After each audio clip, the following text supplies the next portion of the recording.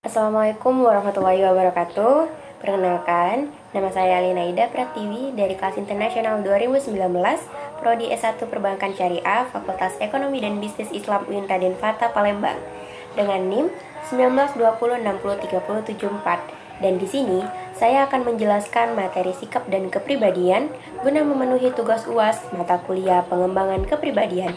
I hope you enjoy and happy watching.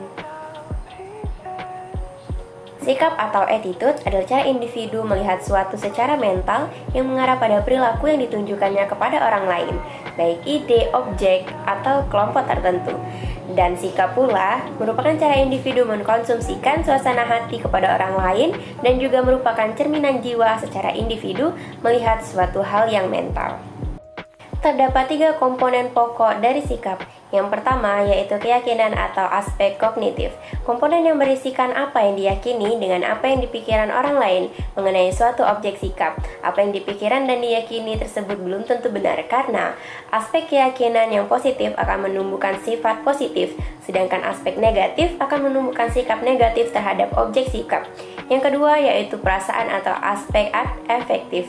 Perasaan senang atau tidak senang adalah komponen yang penting dalam pembentukan sikap. Menurut para ahli mengatakan bahwa sikap itu semata-mata refleksi atau perasaan senang atau perasaan tidak senang terhadap objek sikap. Kemudian yang selanjutnya yaitu perilaku atau aspek konotatif.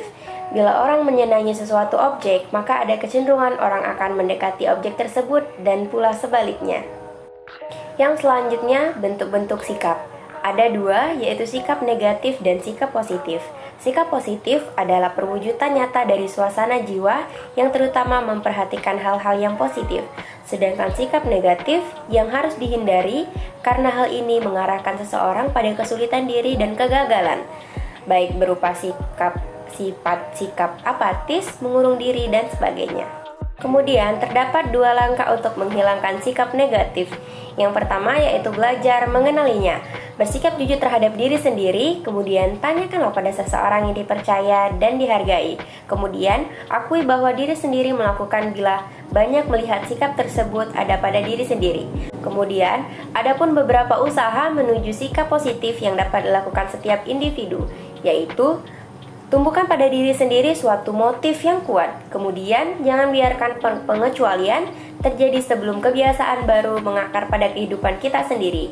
Dan yang terakhir, berlatihlah di setiap kesempatan. Lakukan berdasarkan pemecahan diri sendiri yang kamu inginkan. Kemudian, terdapat 5 hal penghalang pengembangan diri. Yang pertama, merasa tidak adanya tantangan. Yang kedua, merasa tidak mampu. Yang ketiga, merasa tidak punya tujuan hidup yang jelas. Yang keempat, merasa tidak cukup puas. Dan yang kelima, merasa tidak cukup berharga. Atau seseorang akan memandang dirinya banyak kekurangan atau ragu dalam bertindak, tampak sebagai pribadi yang malas dan tidak bergairah. Kemudian, peran dan sikap positif dalam kepribadian. Sikap begitu pentingnya sehingga dapat menjadi hal yang lebih penting daripada karakteristik fisik dan mental dalam suatu kepribadian. Sikap yang positif begitu kuatnya sehingga dapat memperkuat ciri-ciri kepribadian. Sehingga, sikap negatif dapat meniadakan karakteristik yang sangat menarik. Kemudian terdapat 4 dasar utama pengembangan diri. Yang pertama sadar, motivasi, kemauan untuk berkembang, dan belajar dari pengalaman. Dan ada pula 5 panduan dalam pengembangan kepribadian. Yang pertama, pengenalan diri melalui introspeksi. Yang kedua, penerimaan umpan balik atau feedback.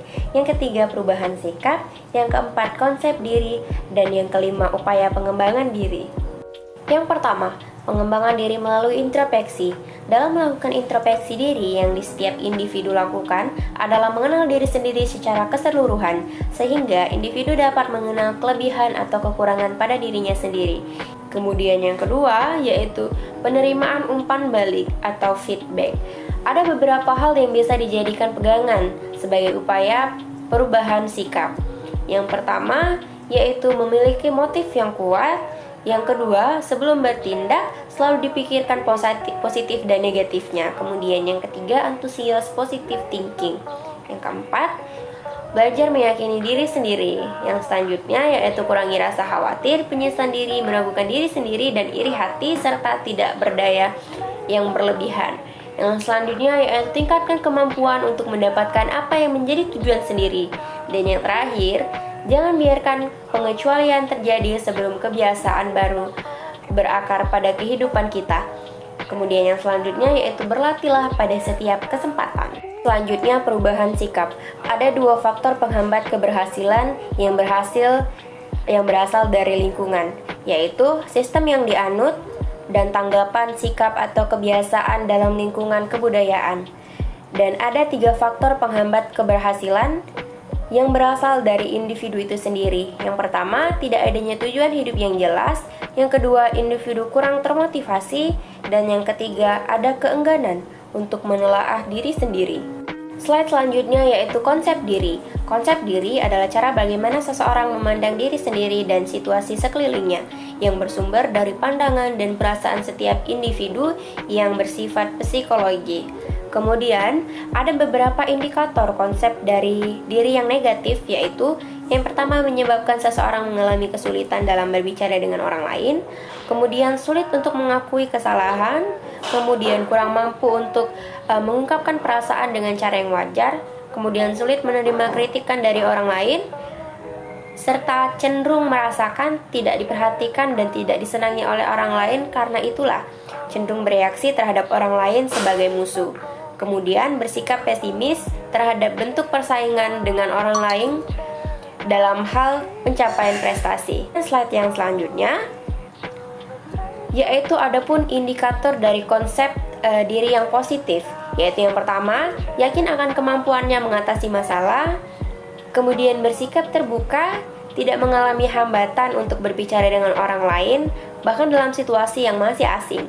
Kemudian cepat tanggap terhadap situasi di sekelilingnya, merasa setara dengan orang lain, dan sadar bahwa setiap individu mempunyai berbagai perasaan, keinginan, dan perilaku yang sekurangnya disetujui oleh lingkungan sosial, dan mampu memperbaiki diri sehingga kesanggupan untuk mengungkapkan aspek kepribadian yang negatif dalam berusaha dan selalu berusaha untuk mengubahnya, serta kemudian interaktif dalam lingkungan sosialnya dengan bijak. Upaya pengembangan diri.